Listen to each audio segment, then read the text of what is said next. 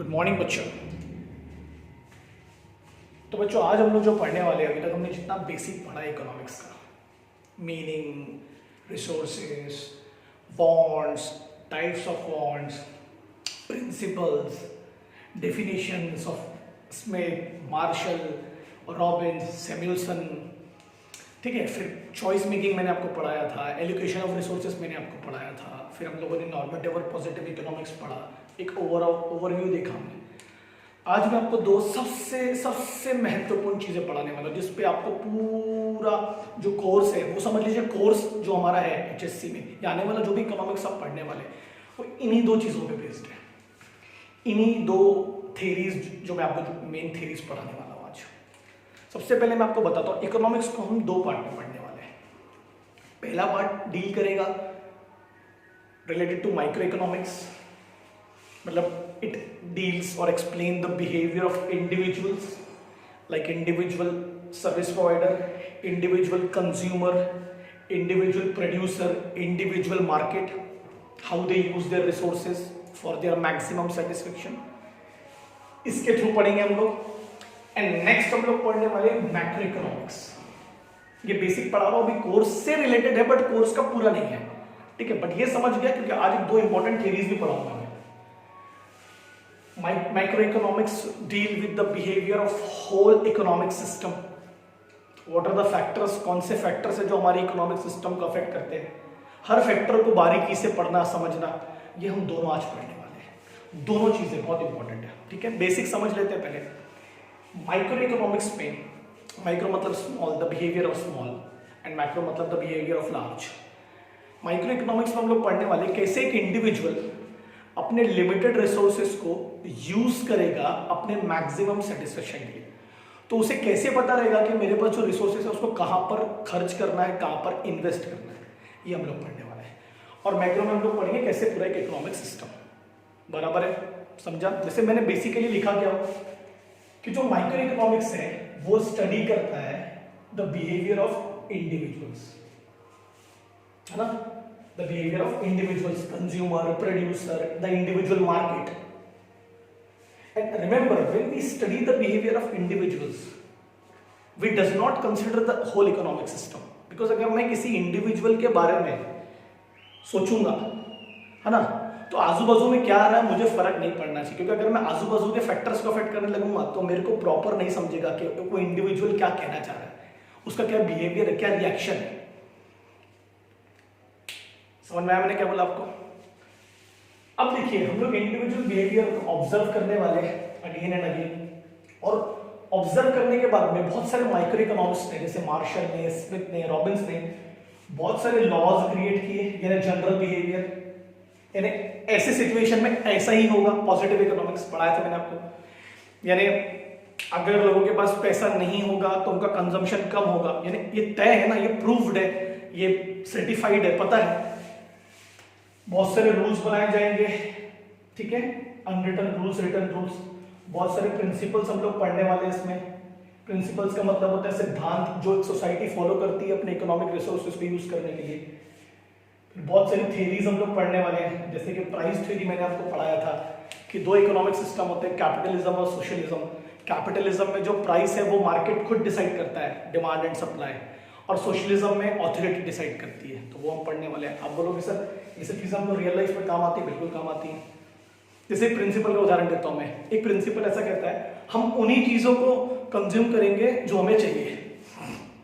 जो society consume कर रही है मेरे लिए वो इंपॉर्टेंट नहीं है, मुझे क्या चाहिए, that is one of the principle.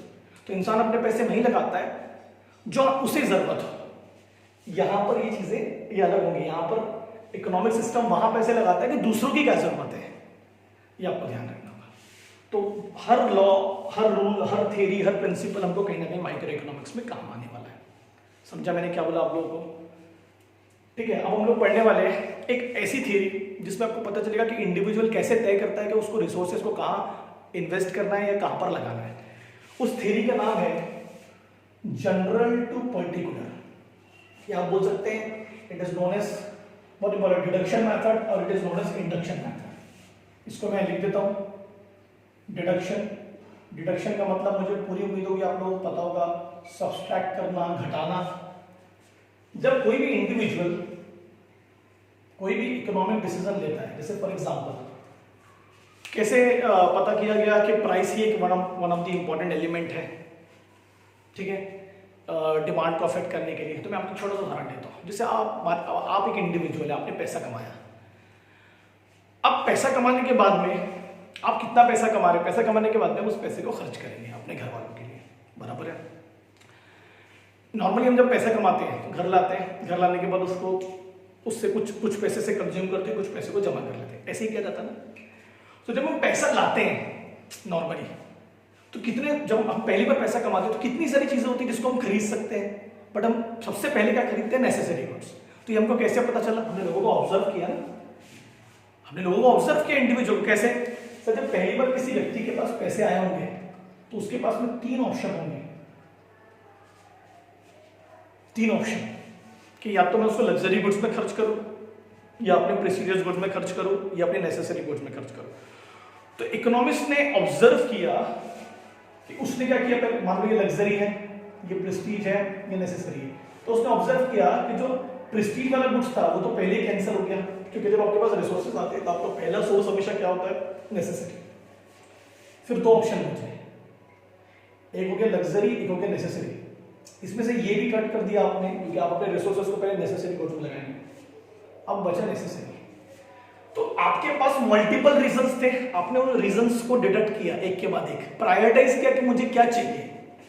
तो ये जो आपने डिडक्शंस किया ना, इसी डिडक्शन को हम लोग बोलते हैं जनरल टू पर्टिकुलर। पहले आपको जनरल रीजंस मिले, कितने, 3 जनरल रीजंस थे, यानी 3। नॉर्मली जब लोगों के पास पैसा आता है तो लोग जनरली इन चीजों पर खर्च करते हैं, बट जब पैसा आता है तो पर्टिकुलरली हम कहां खर्चा करते हैं, तो वो हमने पता किया कि पहले हम डिडक्शंस करेंगे कि कौन सी चीज इंपॉर्टेंट है, और डिडक्ट करने के बाद हमें पता चला कि जब पैसा आएगा तो पहले कौन से गुड्स में खर्चा होगा, नेसेसरी। अब मुझे बताओ, ये मैंने और आपने तय किए कि एक बिहेवियर से पता चला, ऑब्जर्वेशन से पता चला, एक ऑब्जर्वेशन से पता चला, बराबर है कि नहीं बराबर है। चलो ग्रेट, एक और ऑब्जर्वेशन बताता हूं मैं आपको। हम आपको कैसे पता चला कि महंगाई को सिर्फ प्राइस से रिफर करना चाहिए, यानी हम कैसे डिसाइड किया हम लोगों ने कि प्राइस बढ़ेगा, कम ज्यादा होगा तो महंगाई और मंदी बोला जाएगा। प्राइस के अलावा और भी तो फैक्टर्स होते हैं ना जिसके आधार पर हम गुड्स को खरीदते हैं। टेस्ट होता है, हैबिट होती है, फैशन होती है, एडवर्टाइजमेंट होती है, इनकम होती है। फिर प्राइस को इतनी महत्वता क्यों दी गई है, क्योंकि सर हमने उसको भी तो ऑब्जर्व किया है, वो भी तो एक स्टडी है। जैसे कि अभी ऑटोमोबाइल सेक्टर की डिमांड कम है, मैं एक उदाहरण समझा रहा हूं। ऐसा एक काम करते हैं, कोई इकोनॉमिस्ट का उदाहरण लेते हैं। मान लो अल्फ्रेड मार्शल किसी जगह पर बैठे हैं, किसी पेड़ के नीचे बैठे हैं, और उन्होंने पेड़ के नीचे से बैठते बैठते ऑब्जर्व किया एक दुकान पे दूध मिल रहा है, मिल्क मिल रहा है, और वहां पर 10 लोग रोज आते हैं उस दूध को खरीदने के लिए, उस मिल्क को खरीदने के लिए। वो रोज ऑब्जर्व करते हैं, यार ऐसा क्या है दुकान में जो लोग रोज आते हैं। तो उन्होंने देखा कि मिल्क मिल रहा है, नेसेसरी गुड्स मिल रहे हैं, मिल्क एक इंपॉर्टेंट गुड है। तो उन्होंने बोला अच्छा, तो एक रीजन मिला कि एक इंपॉर्टेंट गुड है तो लोग आ रहे हैं। फिर आफ्टर सम टाइम्स उन्होंने ऑब्जर्व किया कि धीरे धीरे लोगों ने वहां आना कम कर दिया, या जितने लोग भी आ रहे थे वो दूध को कम ले जा रहे थे। तो उन्होंने बोला ऐसा क्यों हुआ, ये तो एक नेसेसरी गुड था, ऐसा क्या हुआ, क्या लोगों ने उसके क्या सब्स्टिट्यूट ढूंढ लिए, या लोगों ने क्यों उसको कंज्यूम करना कम कर दिया या बंद कर दिया। अब इफेक्ट तो मिल गया, अब ढूंढेंगे रीजंस, क्यों इंडिविजुअल्स का बिहेवियर एकदम से कम होने लगा, कम खरीदने लगे। तो उन्होंने ऑब्जर्व किया। तो पहले, अब ध्यान देना इंपॉर्टेंट है, तो पहले उन्होंने देखा कि भैया 3 रीजन मिले उनको मोटे मोटे। टेस्ट खराब था दूध का, प्राइस बढ़ चुका था, महंगा हो गया था, और कई लोगों ने खुद गाय पाल ली थी। कुछ लोगों ने, तुमने बोला कहां बाहर जा, तो उन्होंने बोला नहीं। तो उन्होंने देखा एक्चुअल रीजन क्या है। तो उन्होंने देखा 2 लोग इसलिए नहीं आ रहे क्योंकि टेस्ट खराब हो चुका है, 6 लोग इसलिए नहीं आ रहे क्योंकि प्राइस बढ़ चुका है, और बचे कितने, 2 लोग, उन्होंने अपने खुद की गाय पाल ली है। तो उन्होंने देखा यार कि ये जो रीजन है इस पर डिडक्शन करते हैं, मेन रीजन पे आते। तो उन्होंने देखा जो मेन रीजन निकला वो क्या निकला, प्राइस। आपने डिडक्ट किया ना रीजंस को, पहले रीजन मिले फिर आपने उसको क्या किया, डिडक्शंस किए। तो मेन रीजन क्या मिला आपको, प्राइस। ये कैसे पता चला, जब आपने उनको ऑब्जर्व किया, पता किया कि ऐसा क्यों हुआ। तो यानी फॉर एग्जांपल ये चीज वहां तय हुई, प्रूफ हुई कि अब जब भी चीजों के दाम बढ़ते हैं, यानी अल्फ्रेड मार्शल के दिमाग में ये चीज आई, अच्छा यानी लोग इसलिए कम खरीद रहे क्योंकि चीजें महंगी हो रही हैं, उनके दाम बढ़ रहे हैं। तो फिर उनको वहां समझ में आया, अच्छा मतलब महंगाई का मतलब होता है कि जब चीजें महंगी होने लगती है तो लोगों का कंजम्पशन धीरे धीरे क्या हो जाता है, कम। दूसरे फैक्टर्स भी होते हैं बट फैक्टर्स उतने इंपॉर्टेंट नहीं है। तो कैसे तय हुआ कि प्राइस एक पैमाना होगा महंगाई नापने का ऑब्जर्वेशन से। कैसे? ऑब्जर्वेशन से। लॉजिक समझा? पक्का मैंने जो बोला आप लोगों को भी, है ना? तो ये जो रीजन डिडक्शंस किया हमने, पहले 3 रीजन मिले, फिर 2, फिर 1, हम एक और एक हाइपोथेसिस में आया, एक समरी हमने बनाया, यानी एक रूल बन गया, एक लॉ बन गया। क्या लॉ बन गया मेरे बच्चों? कि अब जब भी लोगों की डिमांड कम हो रही है तो समझ जाना कहीं ना कहीं प्राइस बढ़ा है। पॉजिटिव इकोनॉमिक्स यानी ये प्रूव्ड है कि चीजें महंगी होती हैं तो लोगों का खरीदना कम होता है। हमेशा ऐसा होता है हम ये नहीं बोल रहे, बट जनरली ऐसा होता है। तो कैसे पता चला? ऑब्जर्वेशन से। किसको ऑब्जर्व किया हमने? इंडिविजुअल्स को। समझ में आया मैं क्या बोल रहा हूं आपको? मतलब ये सब जो थ्योरीज है, रूल्स है, ये बनाए गए हैं, ये ऐसे ही नहीं बन गए हैं, और आगे भी ये रूल्स और थ्योरी फॉलो होती रहेगी। पहले भी होती थी, अभी भी हो रही है, आगे भी होगी। समझा मैंने ये जो पढ़ा है आपको, जनरल टू पर्टिकुलर? पक्का समझा? Very good. नेक्स्ट आ जाएंगे हम लोग मैक्रो इकोनॉमिक्स में। मैक्रो इकोनॉमिक्स का एग्जाम्पल, अभी जैसे देश के अंदर मैक्रो इकोनॉमिक प्रॉब्लम्स है, जैसे महंगाई एक मैक्रो इकोनॉमिक प्रॉब्लम है, जैसे कि पॉपुलेशन एक मैक्रो इकोनॉमिक प्रॉब्लम है, जैसे कि पॉल्यूशन एक मैक्रो इकोनॉमिक प्रॉब्लम है, ठीक है, बराबर है ना? अनएम्प्लॉयमेंट एक मैक्रो इकोनॉमिक प्रॉब्लम है। अब मुझे बताओ, अगर सरकार को पॉलिसीज बनानी है उस मैक्रो इकोनॉमिक प्रॉब्लम को सॉल्व करने के लिए, है ना, चाहे वो इकोनॉमिक पॉलिसीज हो, चाहे वो सोशल पॉलिसीज हो, है ना, जैसे वेलफेयर से रिलेटेड होता है। अब मुझे बताओ, पहली बात तो प्रॉब्लम्स आपके सामने अराइज हो रही है या होने वाली है, अब आपको नहीं पता वो प्रॉब्लम कितनी सीरियस है कितनी सीरियस नहीं है, अनसर्टेन है, अचानक से आती है ना ये प्रॉब्लम्स, फिर हम उसको ऑब्जर्व करते हैं, अच्छा फ्यूचर में ऐसा करेंगे तो ऐसा होगा, नॉर्मेटिव इकोनॉमिक्स भूलना मत। फिर उसके रिगार्डिंग हम लोग डिसीजंस लेते हैं, पॉलिसी बनाते हैं, चाहे इकोनॉमिक पॉलिसीज हो, सोशल पॉलिसीज हो, ठीक है। अब मुझे बताओ, अगर सरकार को पता करना है कि what are the reasons for great employment, इतना क्यों अनएम्प्लॉयमेंट आया हमारे देश में, दुनिया में, तो कितने रीजन मिलेंगे, तो सरकार उसको पता करना चालू करेगी, तो फाइंड आउट करेगी, तो मल्टीपल रीजंस मिलेंगे, 1 2 3 4, फिर उन रीजंस को ऐड करेंगे और उसके बाद से पॉलिसी बनाएंगे। क्योंकि आप हर रीजन को इग्नोर नहीं कर सकते, आपको हर रीजन को कंसिडर करना हो, क्योंकि दुनिया और देश से रिलेटेड प्रॉब्लम। तो पहले आपने क्या किया, आपको एक रीजन मिला कि भैया इन्वेस्टमेंट कम हो रहे हैं, फिर आपको रीजन मिला कि कोविड-19 आ गया है, उसकी वजह से, पेंडेमिक की वजह से इन्वेस्टमेंट कम हो रहे हैं, फिर आपने देखा लोगों की इनकम कम है, फिर आपने देखा लोगों की इंटरनेशनल मार्केट में सब्सिट्यूट बढ़ गए तो लोग यहाँ की चीजें नहीं खरीद रहे, तो यहाँ की फैक्ट्रियां बंद हो रही है, समझ में आ रहा है। फिर देखा आप लोग सेविंग ज्यादा कर रहे हैं, खर्च कम कर रहे हैं, तो सामान नहीं बिक रहा, उससे अनएम्प्लॉयमेंट आ रहा है। फिर आपने देखा क्वालिटी खराब है हमारे गुड्स की, आपको मल्टीपल रीजन मिलते हैं ना, कितने रीजन मिले, पहले 1 मिला, फिर आपने और ढूंढा तो 2 मिले, 3 4 5 6 7 8 9, समझ में आ रहा। तो ये रीजन कैसे गए, पहले पर्टिकुलर मिला, फिर जनरल रीजंस आ गए, एक से ज्यादा। ये कैसे पता किया आप लोगों ने, जब आपने उसको बिहेवियर को, इकोनॉमी के बिहेवियर को ऑब्जर्व किया, तो आपको जो भी रीजन मिला आप उसको ऐड करते गए, तो इसको बोलते हैं इंडक्शन, ऐड किया हमने, और ऐड करने के बाद में कितने रीजन मिल गए, 5, और हर रीजन एक दूसरे पे इंपॉर्टेंट है कि नहीं है। बीमारी है इसलिए है, लोगों के धंधे बंद हो गए, धंधे बंद हो गए तो इनकम नहीं है, इनकम नहीं तो सेविंग नहीं है, सेविंग नहीं तो इन्वेस्टमेंट नहीं होगा, इन्वेस्टमेंट नहीं होगा तो पैसा नहीं जनरेट होगा, कंजम्पशन नहीं होगा, हर रीजन क्या एक दूसरे पे डिपेंड है, और हमको पॉलिसी अब उसके हिसाब से बनानी है। क्लियर है कि नहीं क्लियर है? तो ये जो पॉलिसी है किसी भी पर्टिकुलर रीजन से हम लोग कौन से रीजन पे गए, जनरल रीजन। कौन से रीजन पे गए कि आमतौर पर जब कोई भी इकोनॉमिक सिस्टम डाउन होता है या अप होता है तो जनरली ये रीजंस होते हैं। तो ये भी तो ऑब्जर्वेशन से पता चला। सिर्फ फर्क क्या है, यहां पर हर फैक्टर क्या है, एक दूसरे पे डिपेंड है। मैंने लिखा हूं यहां पर all the factors depend on each other और you can't ignore anyone, you have to make policies regarding that. ठीक है, आप धीरे धीरे फैक्टर्स को ऐड करते गए। अभी हम कोविड-19 का सॉल्यूशन निकाल रहे होंगे तो मल्टीपल रीजंस मिल रहे हैं ना सरकार को। अभी रोज नहीं न्यूज आती है, इस वजह से हुआ, बैक की वजह से हुआ, अब किसी को ब्रीदिंग की प्रॉब्लम उसकी वजह से हो रहा है, तलवों की वजह से हो रहा है, यहाँ हो रहा है, मल्टीपल रीजंस मिल रहे हैं। फिर एक पॉलिसी बनाई जाएगी 6 महीने बाद, उसमें सब रीजन एक दूसरे पे इफेक्ट करेंगे, डिपेंड होंगे। You can't ignore a thing true for individual can not be true for all, but a thing true for all can be true for all individuals. Remember this quote, भूलना मत। बराबर है कि नहीं बराबर है? समझा मैंने क्या बोलने की कोशिश की आपको? ये कौन सी पॉलिसी फॉलो कर रहे हैं? पर्टिकुलर टू जनरल, है ना?